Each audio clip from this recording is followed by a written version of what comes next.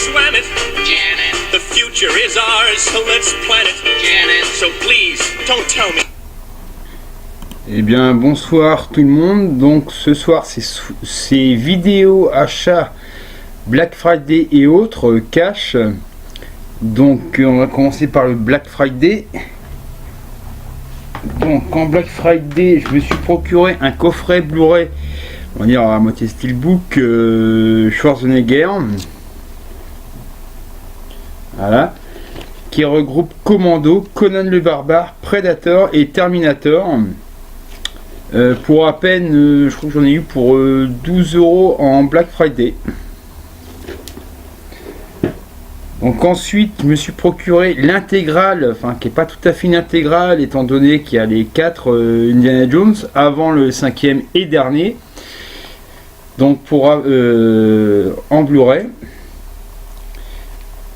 A priori, le premier, c'est-à-dire les aventuriers de l'Arche perdue, est restauré complètement. Bon, à voir si c'est une très bonne restauration.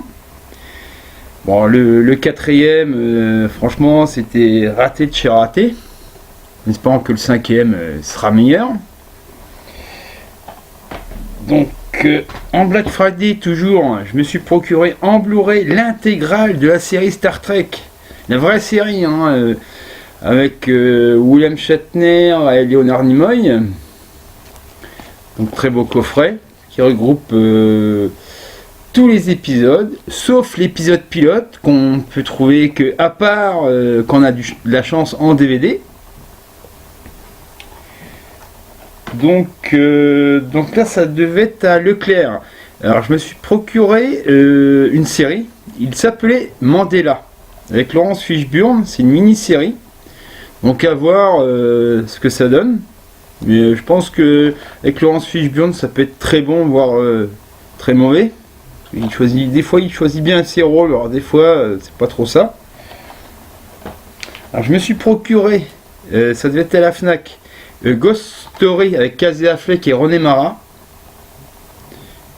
Que toutes les personnes que je connais m'ont dit que c'était un très bon film. Je me suis procuré aussi, donc ça c'est au cinéma où je suis bénévole, Les Hommes Contre. C'est un film sur les horreurs de la guerre, un très bon film italien et très bon classique. Toujours au cinéma où je suis bénévole, je me suis procuré Le Caveau de la Terreur en Blu-ray et DVD. J'attendais impatiemment qu'il sorte parce que alors, la VF, franchement, voilà, ça c'est comme beaucoup de VF, c'est pas terrible.